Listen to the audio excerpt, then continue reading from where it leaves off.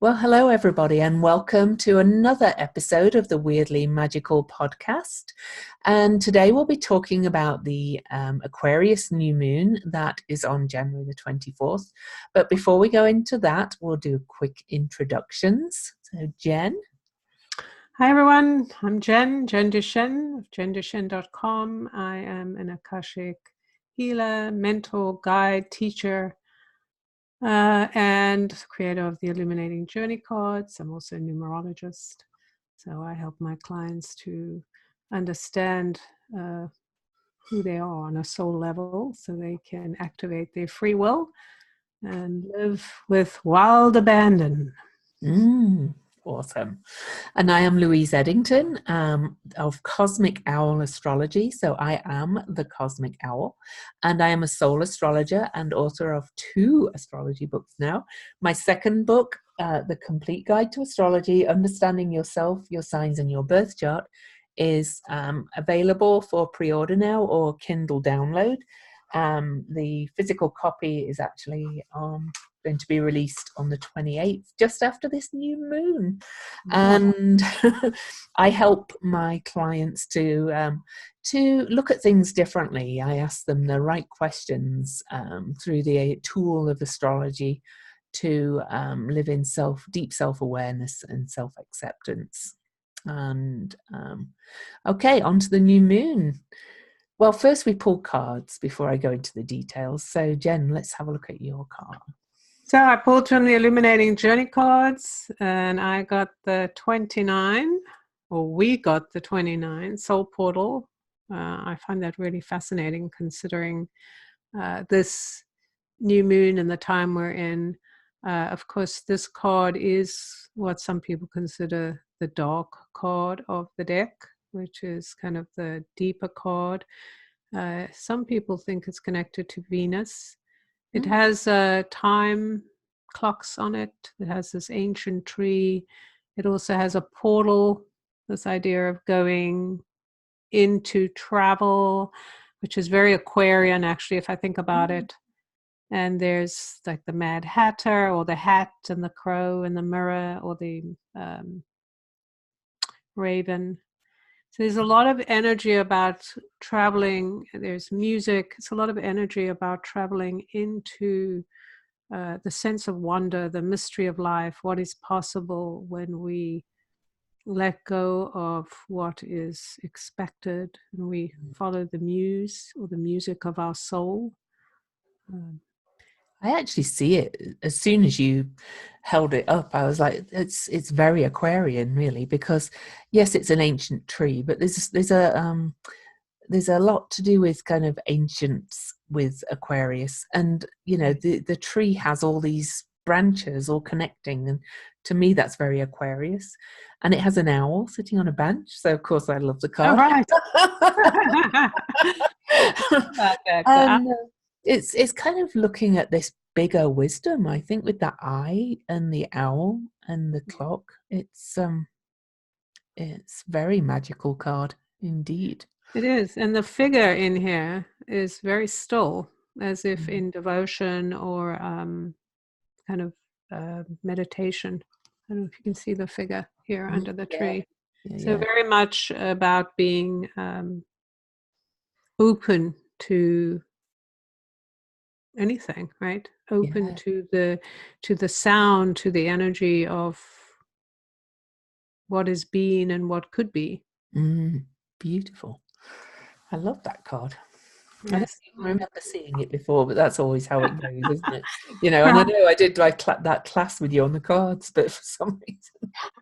Anyway, I pulled 2 cards. The first card, because I have a new deck, so it's the Angels and Ancestors Oracle cards.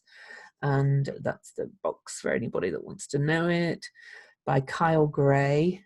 I liked it because it has an owl. All things owl. And the back of the cards all have an owl as well. Oh, awesome. But anyway, I pulled actually the Elder card. And when we read the symbols later, this will become even more relevant. Now, the reading on the card says move beyond ancestral patterns. I read it a bit differently. I read it as learn from these ancestral patterns, because, there's a lot we can learn from the past, especially in Aquarius. And we'll be talking about that more through the call.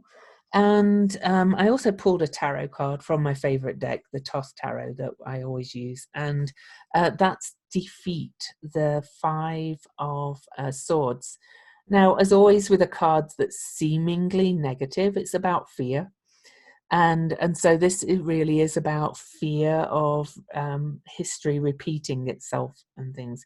So in a way, it is about moving beyond those old patterns, but it's about learning from them so that you don't repeat the mistakes, the things you would rather do differently. And this is actually the Venus in Aquarius card, so it really relates to the new moon in Aquarius. So that's very interesting also, and I think that relates to the card that I picked too, is this idea of, and of course what's interesting about my cards to 29, and actually the universal date is 29 here for this moon. But I think what's interesting is the dichotomy of the idea that there is positive aspects about ancestry, and then there's the negative, and the negative is the programming of restriction, right?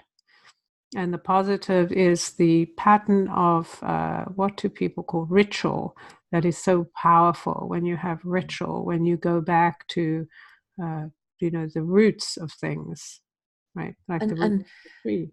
And I liken it to things like in the fires in Australia, how they're starting to realize that they need to ask the Aborigines about their fire practices, management practices, because they have very strong methods of managing the earth so that these horrendous wildfires don't take hold. So there's the good things to learn, as Jen said, Right. Yeah. And those are the things we've probably let go of. I mean, we've got so insulated that we follow things we don't even know why. It's like that story of the square turkey or whatever, the story where the woman, her husband says, why do you, cut the turkey? Like they would cut the turkey and put it in the pan every time for Thanksgiving. And she said, I don't know, my mom did it. So she said, well, ask your mom. And her mom goes, I don't know, my mom did it, right? And then they asked the grandmother, why did you do it? And she says, well, that's the only pan I had. Perfect. Yeah, perfect example. Right. I love that. Oh, anyway, moving on. So let me say a bit about this Aquarius new moon. There's a lot going on in the chart, so I'll do a quick overview and then we'll do our usual chat about it. So the Aquarius new moon itself is on January the 24th at 9:41 p.m. Universal Time, and that's London time. It's at 4 degrees and 21 minutes Aquarius. Mercury is at 13 Aquarius, fairly close by to the new moon. The new moon is in square aspect to the modern ruler of Aquarius, which is Uranus, and that's over there in Taurus. The new moon is also in a sextile aspect to Chiron and Black Moon Lilith, together in Aries. Pallas Athena is also at almost 3 degrees of Capricorn. So those energies are all around 2, 3, 4 degrees, except Mercury, that is. We've also got a Pluto Eris square that will be exact 2 days after this new moon. And now this, the cycle of this, I think, began with a conjunction in 15 something. I couldn't find my list before this, but this is a long cycle. And it's the first of 5 exact squares that we're going to have between Pluto and Eris, 3 in 2020 and 2 in 2021. And they're going to bring significant changes and transformations to add to the transformation we're already going through. And then we also have a square between Mars in Sagittarius and Venus and Neptune in Pisces. And Mercury is kind of connected to that by the degrees. So we've kind of got all these patterns. Oh, and so is Jupiter, actually, if we look, Jen. Yeah. Yeah.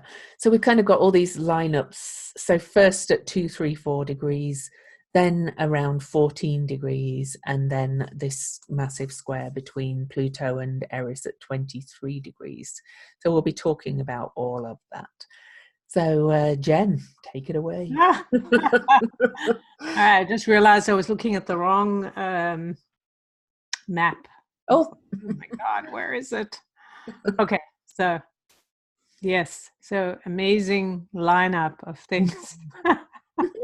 I just have to laugh. Who knows what's happening? We definitely are moving into a new time. Oh, we are. My brain is somewhere else. Well, I mean, it's still here, but it's doing weird things. But so what's fascinating about this is a 4-degree moon, and we've had 4-degree new moons, I believe, for the last 4. This is the 4th one that we have at 4 degrees. And so obviously the 4 is really important. Remember last year we had all those repetitions of, I don't remember, 0, full moons, and something else, 2 degrees or something of the other one.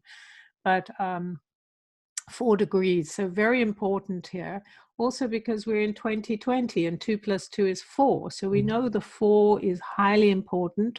4 is also related to Saturn, right? It's structure. It's about structure. It's about creating new foundations. It's about the honesty or integrity of what you're creating. So it really is speaking to this idea of creating something new and thinking about how we bring ideas into reality, right? Because 4 is a manifesting number. We also have a lot of the 2s going on here. We have the major transits here with Uranus, that's at 2 degrees. We also have Pallas Athena at 2. So we have the 2s and 4s, which we also have in the year, the 2020, the 2s and the 4s. So this is this idea of manifesting something new, deciding to focus on a different system. And the 4 really is so much about making or earthing something, bringing something to light, attending to the details, focusing on what a structure. And, you know, I kind of hesitate to use the word plan just because we have such rigid ideas about how things should work, what success looks like, what does it look like to be in a certain position. But of course, being in Aquarius, we have to think about the 4 in terms of Aquarius, how we create something totally new and different. So the 4 is definitely giving us a way of realizing things. And when I say realize, making it real. So whether it's something in our minds, thoughts, beliefs, or actualization, it's about doing a different system, right? Creating something new. And as Lou was saying, it's not taking away the ancestral aspects, or maybe it's like bringing in, like when we say something new, we're always going to look back at what's valuable from the past. There were patterns and rituals and belief systems from the past that actually worked in conjunction with the earth. And the 4 is very much an earthly connection. It's about grounding things, you know. My card was about the tree, yours was about the ancestors. I mean, it couldn't be more obvious if you think about it in those terms of what we're being shown. The idea of how we're going to use separation and division and create connection, or changing the poles around all of this stuff, the idea of how we look at that. And as I mentioned, the universal date is an 11, so it's 29, 11, right? Not a 29, it's an 11, which again is another 2. Like, how crazy is that, right? Having that idea of being aware of what it is that we're doing. We're changing the system. I was listening to somebody who was talking about how this time now, you know, some people are talking about mastery because we have the 2-2, even though it's not actually 22. It's not the 22 number, it's 20 and 4. And so we have this idea of Saturn, it's about mastery. The 4 is about mastering. But really, when you think about mastery, in some ways, it's a patriarchal term, right? Mm. Master. I was like thinking when they were saying, I was thinking about, wow, this is really very patriarchal, this idea of being a master. This I'm idea of, preferring maturing. yeah, maturing, yes. But I think also it's this idea of expanding into Uranus, into Aquarius, Mm. and having Uranus so there, this is being involved. This is my time. This is my, bringing in of the ethers. It's beyond air, Mm. and going, we got to look at this differently. When you're pioneering new frontiers, it isn't so much about mastering, which means like feels like sometimes like controlling, right? It As does. opposed It to, feels like, you can complete it. If you right, master something, you've got right. nothing else to do. Well, and for me, when I say think about master, I think about that kind of slave and master type of thing. I'm That too. mastering you. I'm holding you back, like I'm Yeah. controlling what you do. I'm in charge of how you develop, instead of it being, it's a relationship, really, Yeah. right? It's our relationship to something we learn. And as you say, we can never actually, you get to a certain level, but you haven't, you're not holding on to it. Then Yeah. it's like something else you have to, mature to, or rise to, or realize. So it's just like, yes, it's like we have to move beyond the idea of this kind of simplistic Mm. idea of what it means to know something, right? Yeah. Because we can only know something to the level that we are aware. Yeah. And so when we go to the next level, we go, yeah, I have some skills. I've learned skills. And now how do I apply this? How do I apply it in the bigger Aquarian picture, or the idea of that Aquarian energy of being in love with life, Mhm. willing to risk all to do this thing. It's so fascinating. Here we have the first moon of the year in Aquarius. Of course, I know it's always, but we don't always have the same pattern, right? No. The first moon And of this is the first one after eclipses and the big conjunction. So. right. So it's a major new thing in the first month, and it's at that 4 degrees, triggering the 4 and 2 on this, what date is it? The 24th, Mm-hmm. which is actually the number itself. 24 is very powerful, because it's the number that kind of promises us, or can deliver everything we desire. It's such a loving, abundant, and number of potential, Mm-hmm. that it's so interesting that it's falling on this day, with all of these things that you were talking about, and that are in the chart, and that we can see is this kind of pointing to this idea of what is possible when we break away from just the idea of using a rigid structure that's been there because everyone said this is the way it should be, right? And from astrological perspective, of course, it always aligns. But the first things I'd like to say is Aquarius. I find it the most fascinating sign, to be honest. It's this weird mix of old tradition, conservatism, and new, inventive, thinking outside the box. I've long said that, and we are moving into the age of Aquarius, and I believe personally that now we're past this big conjunction this past weekend as we record here. It was on the January the 12th, the big conjunction of Saturn, Pluto, Ceres, the Sun, Mercury. And now we're past that. The first time in Capricorn in 500 years. So we are moving into this age of Aquarius fast. So it's the first new moon in the age of Aquarius, in my opinion, in the sign of Aquarius. Although we're still straddling the ages to a degree. Yeah. And another reason the age of Aquarius, the sign of Aquarius is so interesting is I've said it's this weird mix of old and new. Well, that's represented by the planets that are said to rule it. Saturn was the traditional ruler of Aquarius.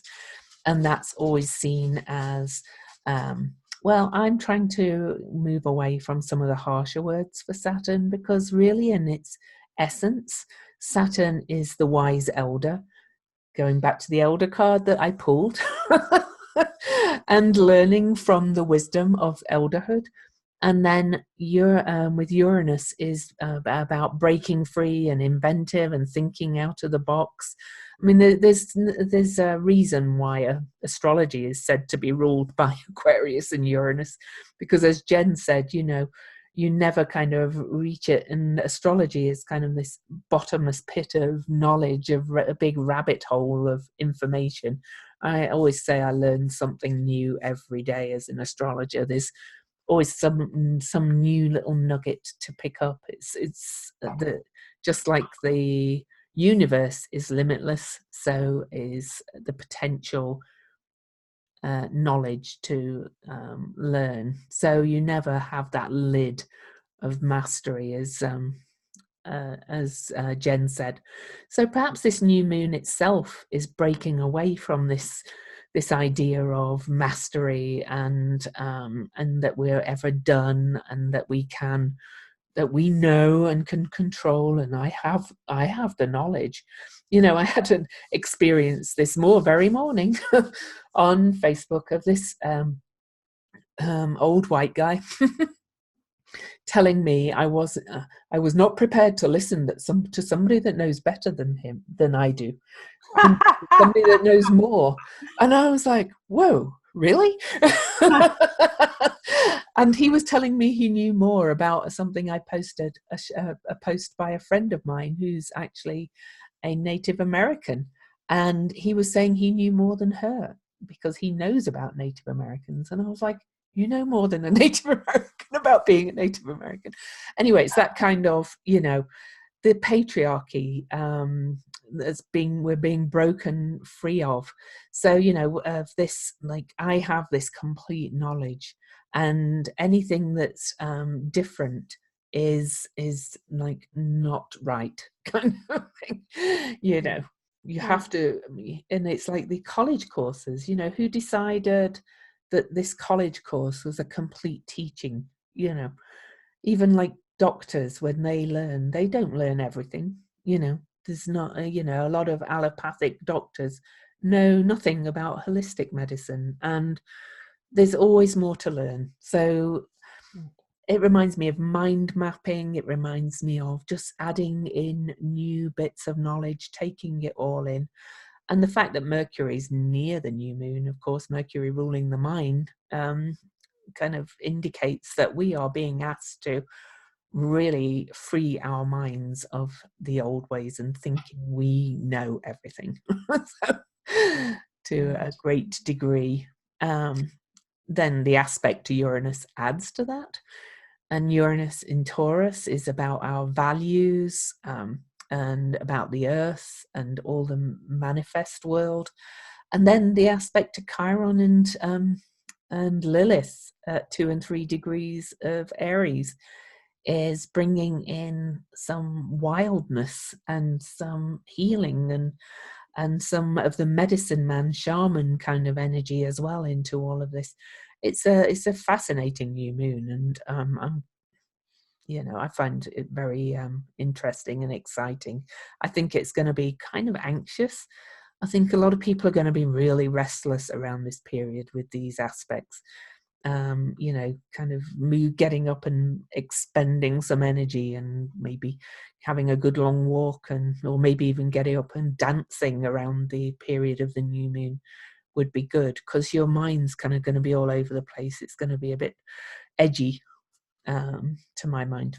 Right. I think you're right about that idea that, what I'm hearing actually from the Akashic Masters, which is interesting, is that this idea of Saturn and Uranus like working together, right, is on the one hand we have Saturn with the whole Capricornian thing, and here we have, when you look at the actual map, you have them next to one another, right? Capricorn, Uranus, so they're kind of working together or something, right? This idea of the old Saturn type of thing with the very rigid walls and systems. Everything's been very rigid. So it's kept in place. Like we're safe if we've got all these walls. This is mine, that's yours. These are all our rules. You know, everyone obey it or you get killed or something, you get punished. Whereas the more Aquarian Saturn is the idea of creating boundaries without walls. So it's more of it's that understanding of I know who I am, so I'm not you're not invading my space, right? So it's a very different kind of energy, and using the instead of using physical things to kind of push people out like walls, etc., and maybe so much rigidity around rules, the idea is being able to go, what do I use? What kind of tools do I have? Things like love, for instance. I can expand love. I can expand gratitude. I can set boundaries with that, right? So I can express who I am and know who I am. So it's like, when do we rub against one another is when we're in disagreement. And a lot of that has to do with taking ownership about what somebody else thinks, right? Which is an old paradigm thing, like it's an old Saturnian thing. I control what you think. Or I control, or somebody, a ruler, you know, that's kind of the old idea of the emperor. He rules everyone and everyone in their place. But if you're only kept in place by these rigid walls, then what happens when the wall breaks, or you know, someone jumps over the wall? Then you're not safe anymore, right? And it's just this constant battle to keep the walls up. And so what they're saying is that it makes more sense to recognize what are the things that create safety. The understanding of you're connected to the divine, so you want to connect, you want to reinforce those things, meditative practices, connecting to nature, any of those things that allow you to recognize who you are and go, oh, that's somebody else's opinion. That's nothing to do with me. I must find the neutrality, like finding neutrality. That's the way to build your own walls, you know, expressing the idea that people can be who they are, you know, doesn't take anything away from you. So it's understanding or looking at it in a different way. So anyway, I find that kind of interesting what they're saying about it.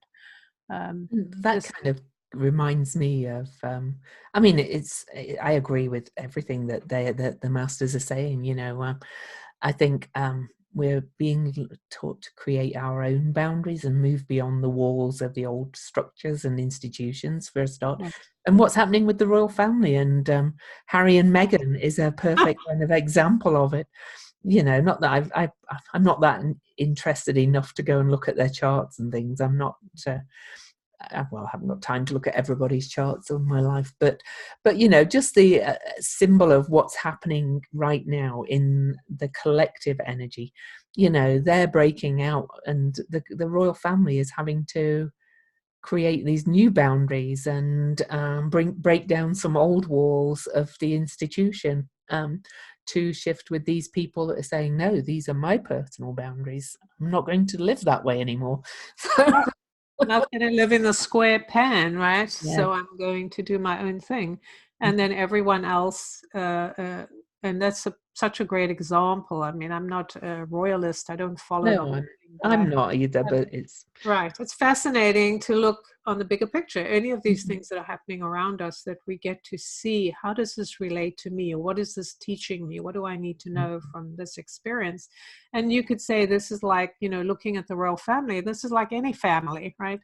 The person, what do you call it? The person on top, I've forgotten what they call the figurehead of the family, going, this is how everyone behaves, this is how we do things, and then somebody coming along and saying, no, I don't want, you know, I'm, you know, they probably have Aquarian something in their chart, right, that's hitting them or whatever, that goes, I mean, the fact that he married somebody that was out of his field, right? He was somebody who had no interest really in being a royal, or no practice and no interest.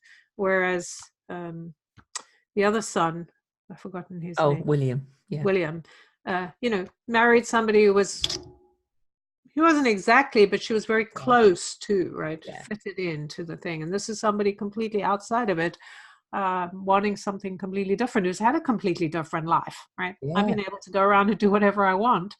And let's do that. Like, I don't want to live in my life in a goldfish bowl. So I find that very fascinating, because now then the whole family, in order to maintain whatever, they have to kind of go along and go, oh, okay, so you're not agreeing, so okay, we're going to have to do something to kind of meet you somewhere, right? So that's really very fascinating. Of course, we have Andrew on the other side, Prince Andrew, whole sexual scandal thing. So you really see all of the stuff, the guts and the glory, all just kind of pouring out everywhere, like everything's being exposed.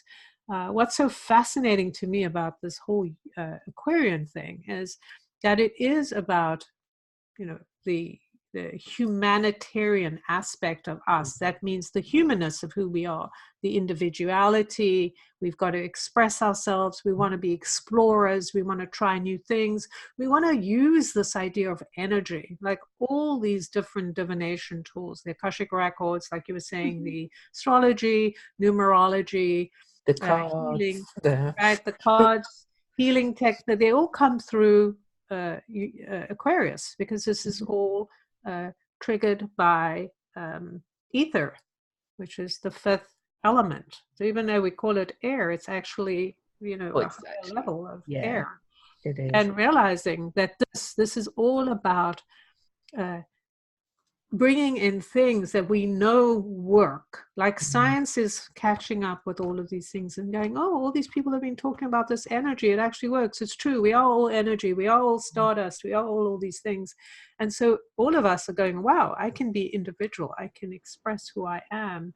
I can break down the old walls, the old resistance. Put the cat amongst the pigeons, and that's the Eris thing, right? Just like you actually kind of reminded me of a few thoughts I'd had as well, that kind of triggered you talking about the head of the family kind of thing. I can see that kind of hierarchical system is breaking down in a lot of modern families, a lot more and more. Family structures are changing, because people are becoming more non-binary. We have gay marriage, we have all different kinds of families that don't marry, and a lot of people treat their children more like little people now, instead of something to control and fit in boxes. Not everybody, more and more people. We have to think of the state point of consciousness of people as well, I think. But there's another thing you reminded me of as well, that about Aquarius, that when I was writing my new book, which I swear downloaded, I swear I didn't write it, it just came through, I was suddenly like, because I got into wave theory and entanglement theory, which are new, really quantum science theories. And I looked at I know.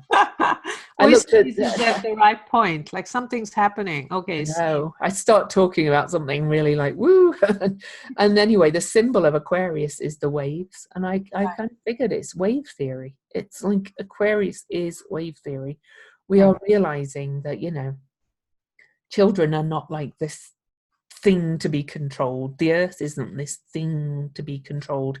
We're all connected. We all have value. We all kind of work in entanglement. We work together, and that's very Aquarian too. And I think this new moon is bringing that. And we can't ignore the square between Mars and Venus, with Neptune close to Venus as well, because that's that's playing out in the world a little bit today as well, with Bernie Sanders and Elizabeth Warren, for those in the US. This thing about what's sexist, what's misogynist, what's,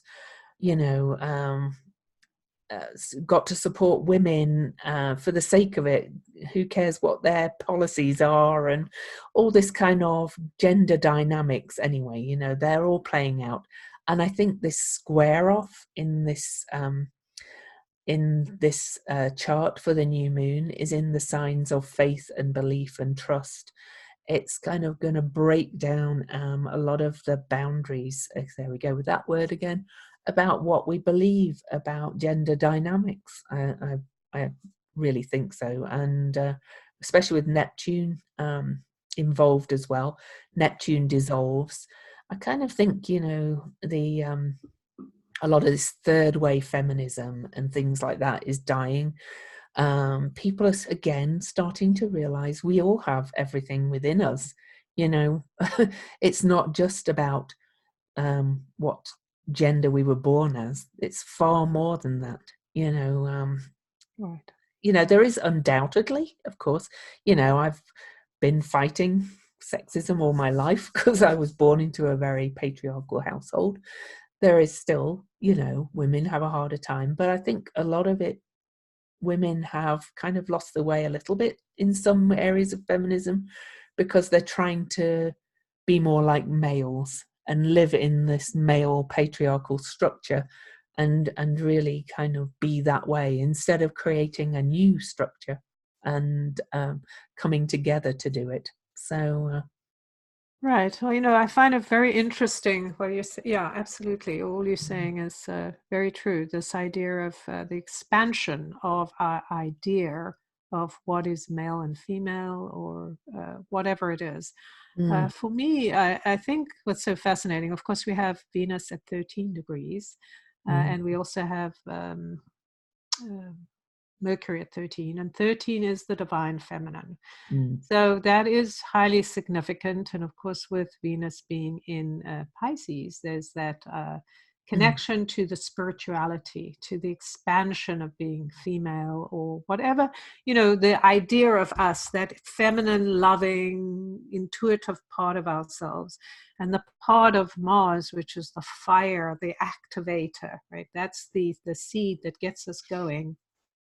Or the energy that it kind of waters the seed, if you will, being at 14 degrees, which is this kind of a bolder expression, the 5, the freedom of getting out there. So Venus is at 4, right? And here we have the 5, the 4 and 5 working together, this idea of system and freedom. How does that work when you have your own system that you're creating that creates freedom? I believe that a lot of the issue we have around male, female, etc., any of this stuff of our labels, right? Yeah. Of our obedience to labels and our obedience to, let's say, stay safe, so we'll just all keep mum and we'll all just do what, you know, what our leader says.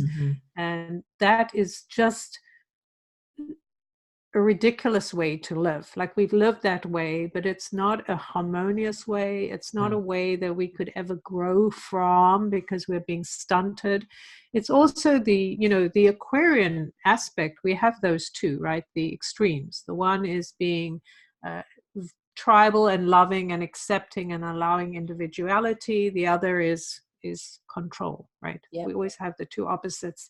And so how do we activate the one we want? To me, is we just stop paying attention to all of these old labels and ideas. Somebody says something about a woman or a man, who cares, right? It's like, we have to move beyond that. We can't stay like trapped in these little, it's like we're trapped in these little pockets and getting triggered over and over because people are saying something about a woman, or you said this, you said that. It's like, you know what?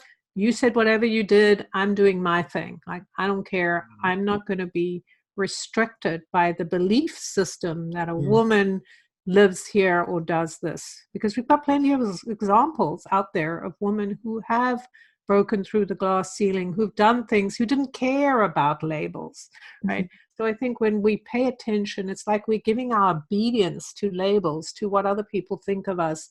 And this is part of the separation. When you think about Saturn and Capricorn, that's all about, how do we look in the world? Am I doing the right thing?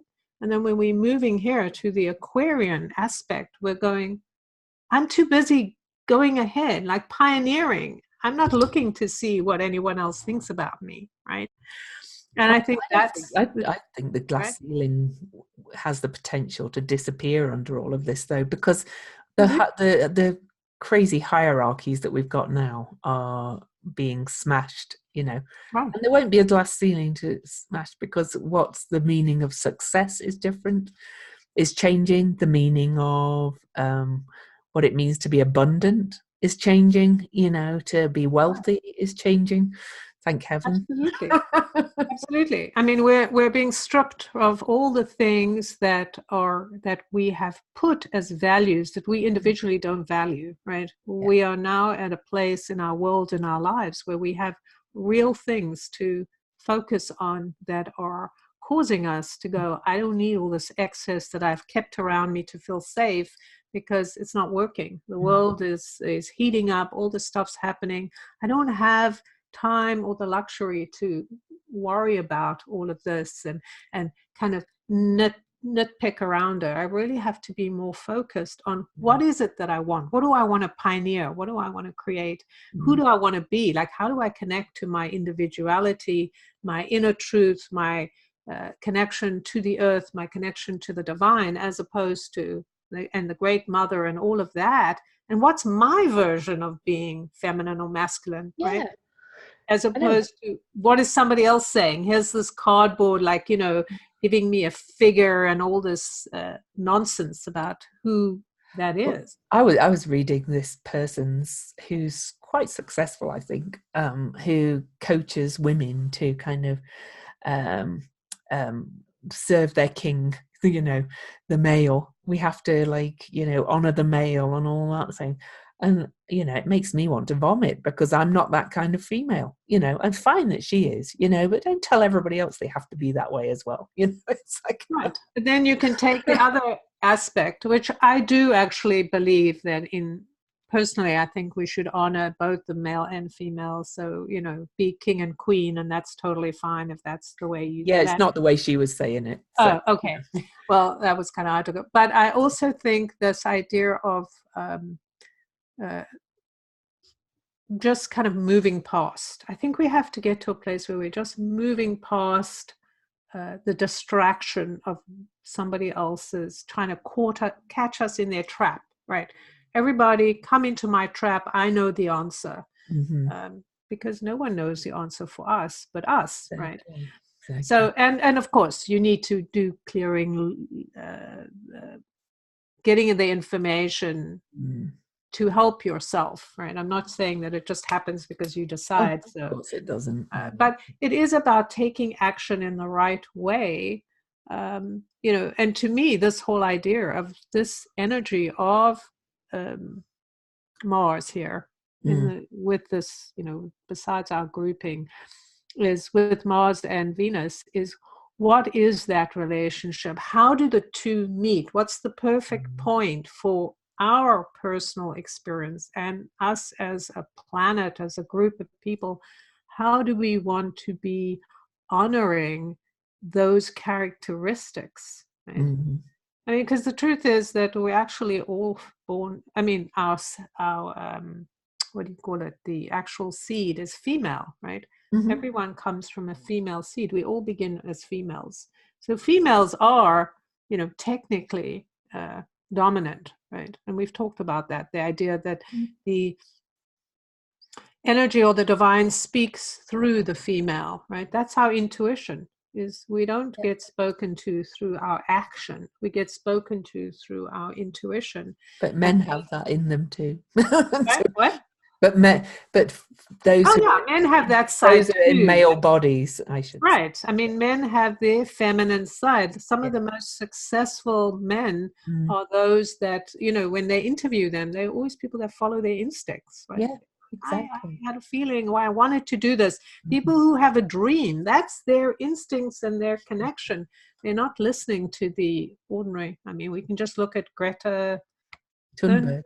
Yeah. I mean, just look at her. Like, she's following her own muse. She's being inspired by the Uranus. To me, this is Aquarian energy. It's like, I see a vision, and nothing is going to stop me from experiencing that vision. So we're moving from, oh, here's all my things so I can prove how successful or what a good little student I am, to, I want to express who I am in the world, and how do I do that, right?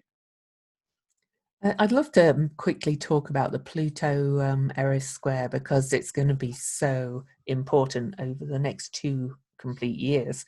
And Pluto has been transforming and digging into the rot in the patriarchy for some time, and our institutions, and Pluto is still doing that. And Eris is the real kind of table flipper or revealer of artifice. She, to quote Marina from Dark Star Astrology, she's being activated now, and she's throwing apple bombs because she threw the apple into this party of the gods and goddesses that led to them squabbling amongst themselves, that led to the Trojan War. So she didn't start the war, but she threw the apple bomb in. And it's all very interesting, this square, because this is in, Eris is in Aries and Pluto is in Capricorn. And really, these are 2 cardinal signs which are very much to do with our identity. Aries is very much the I am kind of sign, and Capricorn is very much the sign of who we are as clans and communities, and the organizations that we put up in all that. And this is being shaken up crazily. And it's at 23 degrees, which is another 5, but Jen will talk to that in a minute. But interestingly, 23 is the number of Eris, according to some people called the Discordians, who kind of worship the goddess Eris, who was called the goddess of discord. But it's very related to our humanity. I've talked about it before. It's we have 23 sets of chromosomes and 23 digits, 10 fingers, 10 toes, 2 ears and a nose. And there's more to do with 23. It just feels like our identity, our very identity, is going to be shaken and changed as we move into this Aquarian age. And the fact it's this first exact square is coming pretty much right on the new moon, in terms of the bigger picture. I think we've got more shake-ups, more shifting, more transforming, probably more revelations. I think Ricky Gervais at the Golden Globes, that's who Marina was talking about with from Dark Star Astrology with the apple bomb, because his speech just ripped the Band-Aid off some of the artifice of Hollywood. Everybody was talking about it at the time. And that was an apple bomb. So it doesn't have to come from a woman. It's somebody who's speaking the truth, saying, no, this is shallow, this is meaningless, get down to real life. I think he said, none of you know what real life is like. He said that to these people in Hollywood at the Golden Globes. And that's the kind of energy that's going to be coming in with this Pluto Eris square. And because it's happening with this Aquarius new moon, I think there's going to be some quite big shakeups, to be quite honest, and more revelations. Definitely. If you think that this is going to be an easy year, I mean, in terms of, it will be easy in terms of the fact that we don't have to hide behind artifice. So people are going to be shocking, revealing. We're going to be having these things of people showing up, like the royal couple who everyone seems so shocked about, doing things like breaking away from the way it's been. People we've looked up to or considered they would never change. We are seeing that, and we will see more of that, as well as all kinds of stuff that's been under the surface, the rot that's been under the surface, that's going to kind of rise up, and the stench will be in our faces. And here we are, really, to me, this whole thing between Pluto and Eris, it's just feels so beautiful. And the image that actually the masters had put in my mind when you were talking was I saw elephants lifting up trees. Mm.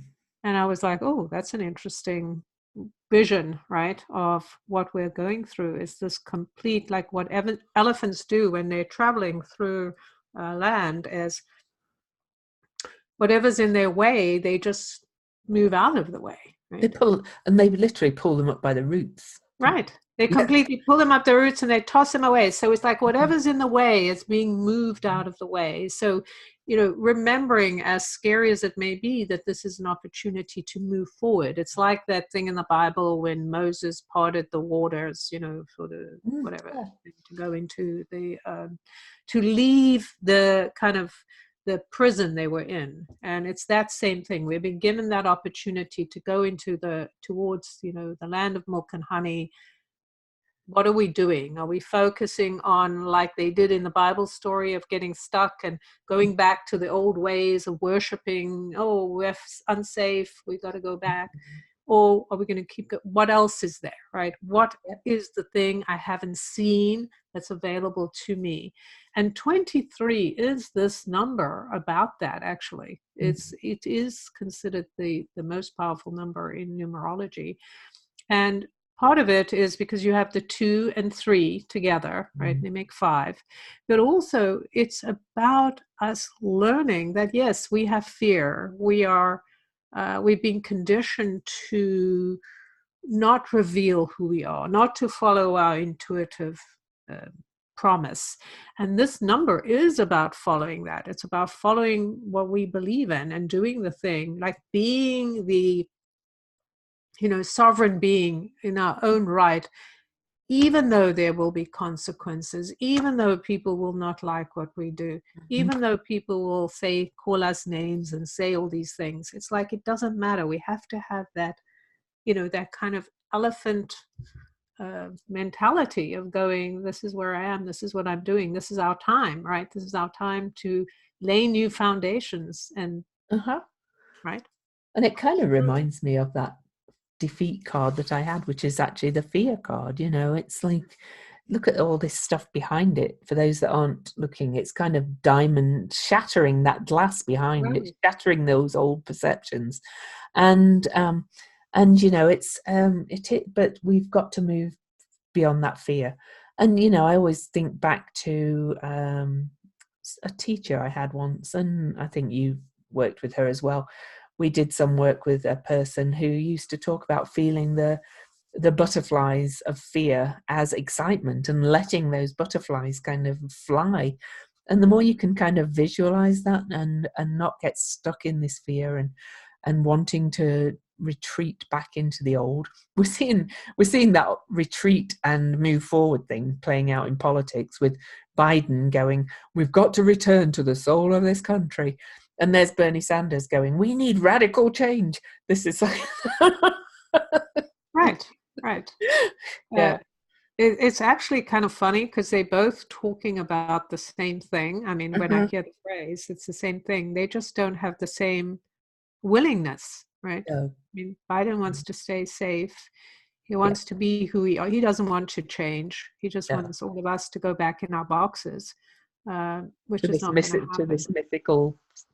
Right. I mean, the idea that if you went back to the past, that things were all great.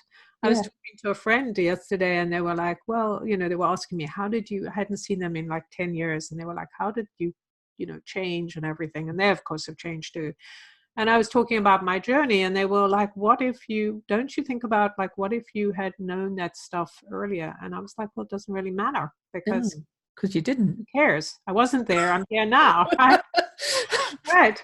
Exactly. So it's kind of like pointless. But I mean, that's the whole point, is we have to radicalize how we think and how we behave, which doesn't mean we eliminate powerful, potent things from the past. That's the whole point about bringing the ancestors. It's about looking at possibilities and just changing how you look at it and how it works. And I mean, it's just like we can't keep doing what we've been doing and expect a different different experience. Like we're not going to get more free by listening and obeying these people that keep wanting to imprison us. They're just going like, yay, okay, I'll just imprison you more.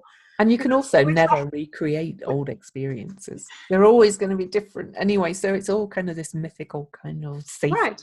And the other thing I was saying to my friend, and I think this is true too, is when I was in my teens, wow, the world has changed so much. Oh boy, yeah. People born now who live, even people who like 30, their lives are so different from what we experienced because we had so many restrictions. My parents, my grandparents, yours too, like we go back there, they had so few rights. Yeah. Yeah. We wouldn't even been able to have this conversation. No, we wouldn't. Probably 30 years ago, right? No, exactly. Oh, anyway, we're almost at the hour, so we should look at the symbols. So. Right. Before that, did we really talk about Uranus and this impact of Uranus with this stuff that's happening with I think I talked a little bit, but let's she's, to my mind, Uranus is shaking up our values, basically. Under this patriarchal age of Pisces that we've been moving out of, or that we are moving out of, our values have been about, we've talked about them, some of them, collectively I'm talking about control and building, lots of money and building all this kind of, and not paying attention, not living in alignment with Earth.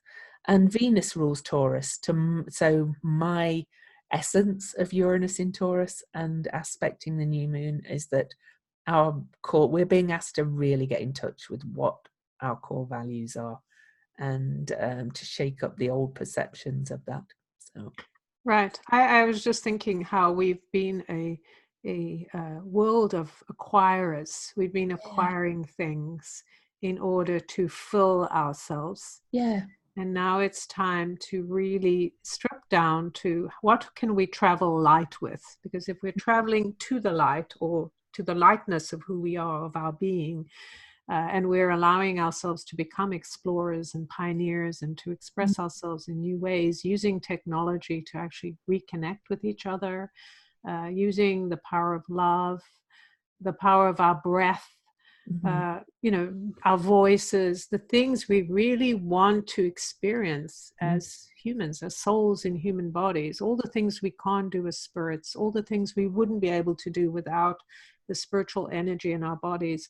I think that's, to me, is what Uranus is talking about, is we need to remember what it is to be alive, to truly be alive in the environment we're in, with the potential of living abundantly without making and acquiring a whole bunch of excess. Right? And to just look at this excess in the world, I've had a lot of awarenesses as Uranus station direct in Taurus, which was only on the 10th or 11th anyway. And one example to me was, we've got one of those big arenas in Salt Lake, where they have concerts and things like that. They had a monster truck rally in the arena in the center of Salt Lake, which they had to ship in thousands of pounds of dirt to foot the floor. And then they have these horrible, noisy, smelly monster trucks that they called athletes. Well, they called the drivers athletes. I was like, really? What? And I just had this we are gross, Why can't just monster trucks go and race in the grass outside? Why do we have to change it? Oh, I don't know. It just right. We're faking. I think what's interesting is that we're faking things. Like we're destroying what is real to make something fake. Yeah. Right? I think that's what I'm getting out of what you're saying. You're recreating a garden inside a thing, and it was just using so many resources too, which is very Taurus. It was just using so many of Earth's resources to create this entertainment for 2 days. Right. But you know what? For me, it's we have to go back to, why do people need why would they need that to be, to validate them, or Yeah. to confirm that they are strong or powerful or have meaning? And I think that, to me, is something we can all look at. What do we need to, and how can we communicate with the earth, and through our breath, through meditation, through even our careful use and engagement of what's available to us? Because we're not going to change others, right? Oh, I mean, no, the no, no. bottom line is we don't change others, but we change ourselves, and through that we hit that tipping point where if there's enough of us, things start to change. I guess know you're my awareness was that maybe 40 years ago, I wouldn't have even thought about it. Right. I wouldn't have even gone, oh, that's just gross mass consumption kind of thing. Right. And now I'm like, oh, and a lot of other people are waking up. So I'm not talking about forcing anybody to change. No, That I was don't. my own personal going, Right. like, oh, this is horrible. Why do we do things like that? Right. No, I wasn't taking it that you were saying that. I was just Yeah. my take on what But it I was. think Uranus is waking people up to things like that. They're Right. becoming aware of Right. this horrible consumption kind of. Yeah, and I think too is, to me, like what I see is, like I was saying, is going into what's causing, right? Because when we're looking at stuff, we typically treat the symptom, not the cause. My dad always used to say, he was a pharmacist. We treat the symptom, not the cause. So we look at these kinds of things that create excess and use a lot of things unnecessarily to our minds, to their minds. It's very necessary. But why? That's why my point was, right? What is it that's creating some lack inside somebody or group of people that they need to fake all this stuff, right? So I think that's the way, if we all look within ourselves and see what is it that I feel I need, and then how can I get that? Do I feel I need love? Then can I connect to the divine and get love? Well, that comes back to core values. Yeah. Right, it does. But it's just recognizing from that aspect of what's missing in me that makes me want to overuse or abuse other people, or the earth, etc., our resources, right? How do we use our resources in a different way? So it's just my angle of what you're saying, but I mean, we're saying the same thing. I think people as a whole, and I'm not trying to point fingers at any one person, have kind of lost touch with what their core values are. Yeah, They're I think taking it all from the outside, media, advertising. You need this, you need this, you need this, and they go, right. I think we're all being conditioned, myself included. Being conditioned to the idea that more, or a label, or a certain thing. I mean, there's a friend of mine, I don't remember the expression she used, but it was like this idea that if we do something that we consider good, we feel, oh, I've got, the car that is, I'm using whatever it is. It's a plug-in. I'm not using, oh, I'm such a good person. Look, I'm using paper bags or something. I think all of that stuff, while there's nothing wrong with doing any of those things, is to pat ourselves on the back because we're better. I mean, I think it's just a matter of doing the things that have meaning to you. Yeah. And that's kind of my philosophy. Do what has meaning to you. Instead of being, or do what you can to extricate yourself from the idea that your body, or you need to take a certain medicine, or you need to acquire all these things. I've been accused of virtue signaling because I drive a. Oh, that's what it's called, virtue. Yeah, because I drive a tiny electric car.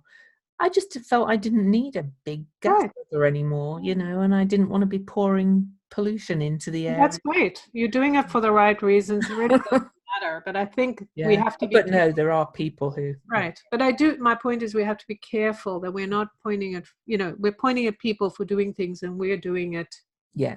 We're feeling justified. I know I get those moments. Oh, look at me. I'm doing the right thing. Yeah. And, I do too. I do too. Yeah. Right. So it's just the awareness, I think, is why do we need that approval from others? And what can we fill instead? What can we do to fill ourselves up instead, so we can be, detached from all that stuff, right?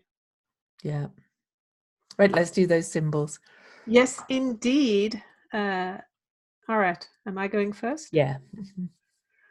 All right. So Sabian symbol, Aquarius 5, a council of ancestors is seen implementing the efforts of a young leader. And the keynote is the root foundation of past performances, which power and sustain whatever decision is made in a crisis by an individual. So the whole past of mankind stands behind any individual effort, especially in times of critical decisions. The endeavor of the priests who built the California missions had behind it the whole past of Catholic Proselytizing. proselytizing, thanks. That is the attempt to bring the good news to all people of the earth. This is, I think, exactly what we've been talking about. Every individual is far more dependent upon the strength of their ancestors' achievements or oppressed by their failures and lack of vision than they usually believe. This can mean a hidden foundation of individual strength or the inertia of a tradition unable to transcend its limited origins. So the expression reliance upon precedence will enable the aspirant to greatness to tap the power of their deepest roots. And that's exactly what we've been talking about, isn't it?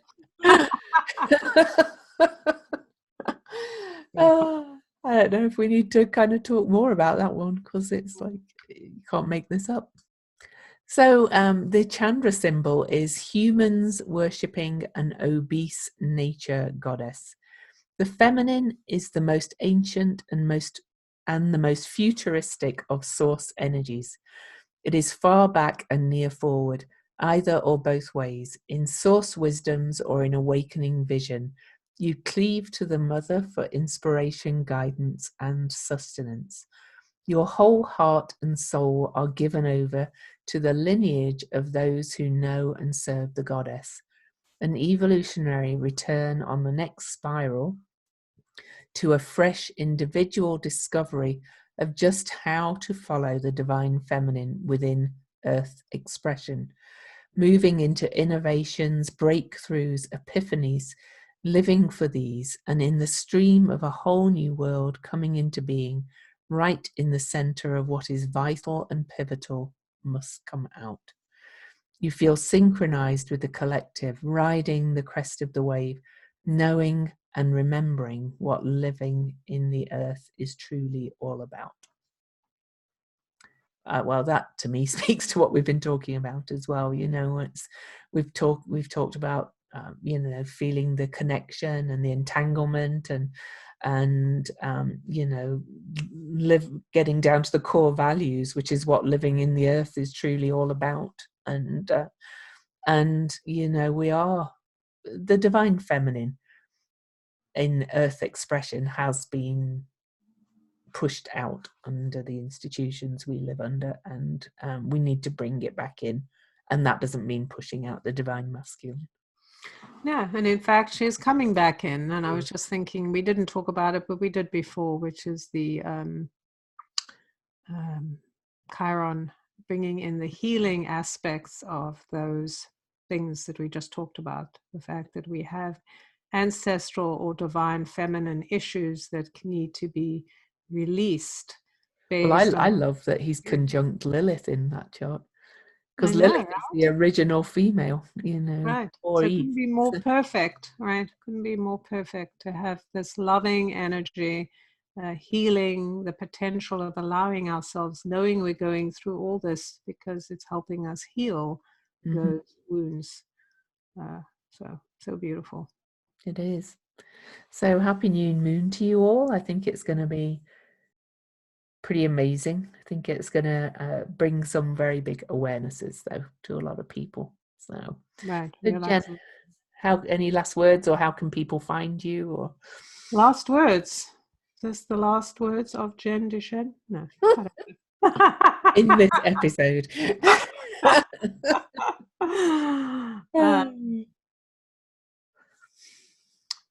I was just seeing if the Akashic beings of light wanted to say anything.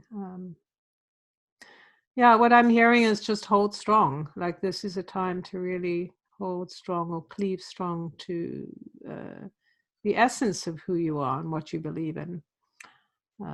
So yeah, something to think about. What is that, and how do you connect to that? So yes, and as far as where people find me, which I think this is what Lou was telling me to say, is my website, jendushen.com. If you're interested in readings, the cards, they're all on my website. I also have a group and I teach Akashic classes, and I have some live and online classes coming up. And I have a free group on Facebook, which is We Belong Here. You can find me on Facebook, Jendushen. I have a page, Jendushen. I have a YouTube channel where I do weekly podcast, or whatever they're called, YouTubes. Is that what they're called? Weekly YouTubes using the cards. And you can Google my name. I'm everywhere. Cool. Okay, and I guess my kind of final words for this new moon, as we move into this after the Saturn Pluto conjunction that astrologers have been waiting years for, is to really just kind of keep leaning in, because we're in for some challenging times, but the resistance is futile, so you may as well just lean into the shifts and changes and try and move with them. And so where can you find me? Well, Google my name, Louise Eddington. I have a Facebook group that's free called Planetary Magic Cafe. My new business name, Cosmic Owl Astrology, that I just love the name. And my Facebook page is that now, and my YouTube channel, Cosmic Owl Astrology. My aim for 2020 is to do a lot more video. So please subscribe. I'm looking for more subscribers, and you'll get notified. If you hit the little bell, you'll get notified when I upload new videos. And please go pre-order my book, The Complete Guide to Astrology. It's available now. It's on Amazon, but it's also on a lot of indie booksellers. So wherever you prefer, you can find it. And the more pre-orders I get, the higher the rankings on publication day on January 28th. So if you order it before, it's really good for me. And you'll get it on the day it's released. Okay, so I think that's it for now. So sorry? We didn't tell people how to connect to the... Oh, to us, yes. Okay, so the Weirdly Magical podcast, we'd love 5-star reviews on iTunes, or just a review, please, written if possible. And we have an email, weirdlymagicalpodcast@gmail.com, if you have any questions that you might like to be featured on air. We didn't have any this week. We also have a Patreon, patreon.com/weirdlymagical. And it's just $3 a month to support our time and the expenses of running a podcast. If you enjoy it, please support our work. And I think that's everything, is it? Yes, right. Okay, so for now, it's goodbye from Lou. Goodbye from Jen.